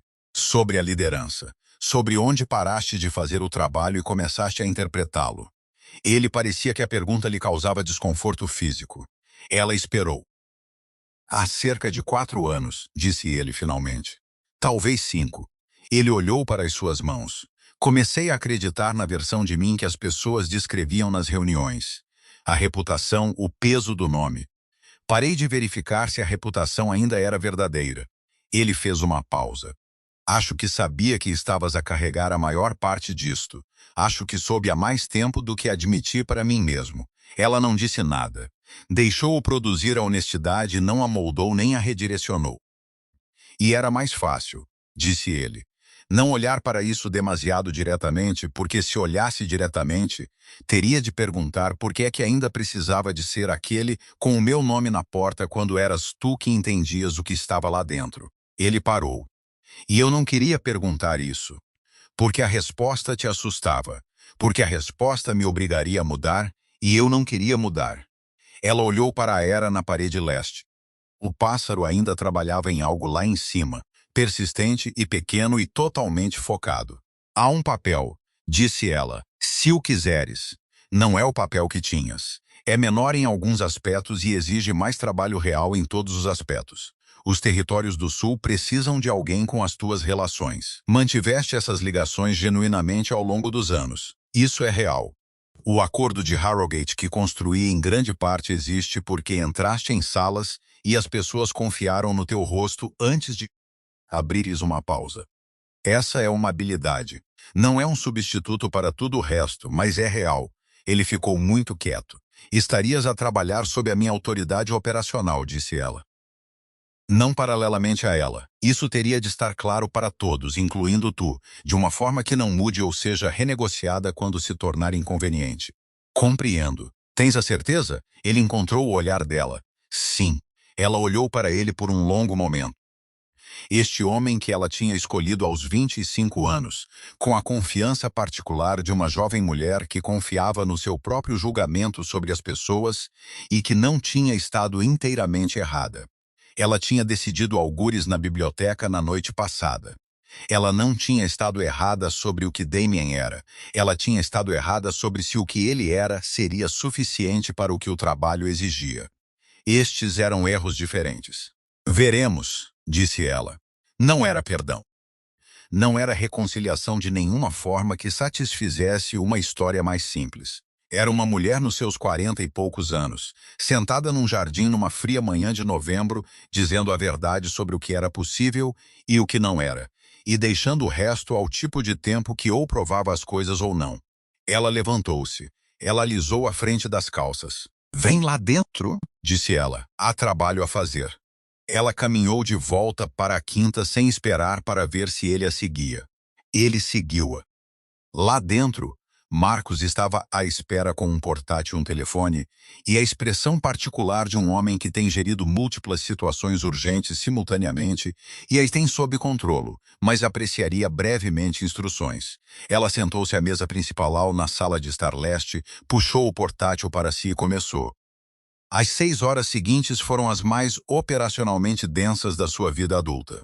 Chamadas telefônicas para contactos de aliança em 3 cidades. Bloqueios financeiros em 4 contas pendentes da revisão de Henfield. Uma comunicação cuidadosamente redigida enviada à família Harrogate sobre o papel da quinta nos eventos da noite e as intenções do conselho para o futuro. Revisões de protocolos de segurança, relatórios de pessoal, uma conversa breve e precisa com um advogado federal que estava em contrato para o sindicato há 9 anos e que ouviu o seu resumo da situação de Henfield com a atenção focada de um homem que entendia que o que lhe estava a ser dito era tanto um problema como uma oportunidade, e que o seu trabalho era geri-lo para a segunda categoria. Comeu algo às 14h, de pé no balcão da cozinha, porque o café da manhã tinha sido a última coisa que consumira, e as suas mãos tinham desenvolvido um leve tremor que ela reconheceu como a contabilidade do corpo do que a mente tinha estado a pedir emprestado.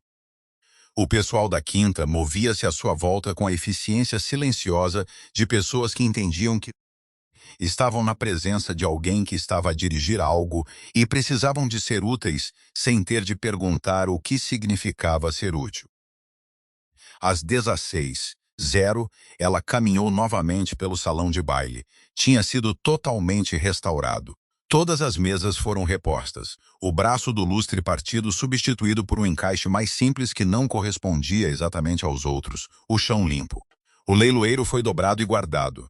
As flores, rosas brancas e eucalipto, escolha de alguém, não dela, tinham sido renovadas, e o seu cheiro era a primeira coisa frívola que ela notava em 22 horas. E ela parou por um momento e respirou. A sala parecia como estava antes da gala. Melhor. Talvez o encaixe mais simples do lustre fosse mais limpo do que o original, pensou ela, menos para impressionar e mais para iluminar. Ela caminhou para o centro da sala e parou onde estivera na noite anterior, quando o tiro tinha atravessado o cristal, e a compostura de todos tinha estado, durante 11 minutos, inteiramente nas suas mãos, sem que ninguém tivesse decidido que assim fosse. Pensou no seu pai. Pensou na forma como Carmine Valle lhe dissera, aos 17 anos, que as pessoas que simplesmente tinham poder raramente precisavam de falar sobre isso. Pensou em 11 anos de silêncio e infraestrutura e carga invisível. E pensou na forma como a sala tinha parecido quando ela a tinha atravessado na noite passada. O caos, os vidros a cair, as 200 pessoas que precisavam de alguém que lhes dissesse para onde ir. Ela não se sentiu triunfante. Esperava sentir-se triunfante no abstrato, nos anos em que se permitira imaginar uma versão de eventos onde o trabalho finalmente emergia. Mas o que sentiu, em pé no centro do salão de baile restaurado, às 16h do dia seguinte a tudo ter mudado, foi algo mais silencioso e mais duradouro do que o triunfo. Sentiu-se, pela primeira vez em muito tempo, corretamente colocada, não poderosa, não reivindicada, apenas na posição certa, a fazer o trabalho certo com o entendimento certo do que esse trabalho era e do que custava e do que valia. Ouviu passos atrás dela e virou-se. Marcos estava na entrada do salão de baile com o casaco posto e as mãos ao lado do corpo e a expressão de um homem no fim de uma tarefa extremamente longa que não tem a certeza da sua dispensa. "O pessoal da quinta está a acabar", disse ele. "O último veículo sai em 40 minutos. Precisas de alguma coisa antes, Marcos." Ela atravessou na direção dele. Ele endireitou-se ligeiramente, o reflexo que ela tinha notado nele. A resposta automática do soldado a uma voz com direção. "Fizeste um bom trabalho ontem à noite e esta manhã." Ele olhou para ela com firmeza. "Eu estava a seguir a tua liderança, senhora Voss." "Estavas a fazer o teu próprio trabalho", disse ela. "A liderança e o trabalho são coisas diferentes. Não as confundas." Ela fez uma pausa. "Gostaria que liderasses a arquitetura de segurança completa do sindicato daqui para frente, não desta quinta, a estrutura operacional em todos os territórios. Reportarias diretamente a mim." Ele ficou quieto por um momento, um longo momento para Marcos. "Sim", disse ele, "eu aceitaria isso." Ela estendeu a mão. Ele apertou-a firmemente, brevemente. O aperto de mão de duas pessoas que já se entenderam e estão simplesmente a oficializar. Ela passou por ele em direção à entrada principal da quinta, e através das altas janelas, ela pôde ver a luz do final da tarde a cortar baixa pelos terrenos, as sombras das árvores despidas longas e finas na relva pálida, o céu a começar o seu escurecimento precoce de inverno nas bordas. Pensou em Celeste, que estava em algum lugar na cidade a essa hora, no arranjo seguro que Marcos tinha feito, a deter a informação sobre o seu irmão e o promotor e a alavancagem federal que Renfield tinha usado para colocar nessa posição. Pensou no que devia a Celeste e no que realmente podia fazer a respeito disso, e se essas duas coisas podiam ser alinhadas. Pensou que provavelmente podiam. Tinha, a partir desta manhã, muito mais acesso ao tipo de pressão que movia arranjos federais do que tinha ontem. Pensou na sessão do conselho de 30 dias e na confirmação formal e no trabalho que teria de ser feito nos dias entre agora e lá. As comunicações de aliança, as revisões operacionais, as conversas silenciosas com os chefes de família em que a transição seria reconhecida sem que o reconhecimento fosse tornado performático ou político. Pensou em Damian Algures na quinta atrás dela, a fazer o que quer que Damian fizesse no fim de dias como este, sentado com o que tinha perdido e o que restava, e se o restante era suficiente para construir algo honesto a partir disso. Pensou que talvez pudesse. Pensou que as pessoas, por vezes, conseguiam tornar-se menos do que tinham sido nas formas que as tinham tornado destrutivas e mais do que tinham sido nas formas que as tinham tornado úteis, e que este não era um resultado comum, mas era um resultado possível, e que ela era uma mulher prática que lidava com resultados possíveis em vez de prováveis quando as apostas eram altas o suficiente. Ela abriu a porta principal da quinta e saiu para o frio final da tarde. O carro estava à espera, o seu motorista, firme e silencioso, a segurar a porta. Ela parou antes de entrar e olhou uma vez para a quinta de Harrogate. A sua fachada, a velha pedra, as altas janelas com a luz de dentro a começar a mostrar enquanto a luz do dia desaparecia. O peso particular de um edifício que tinha estado em pé durante 100 anos de acontecimentos como este e estaria em pé durante mais 100. A Gala da Cresta Negra tinha acontecido aqui ontem.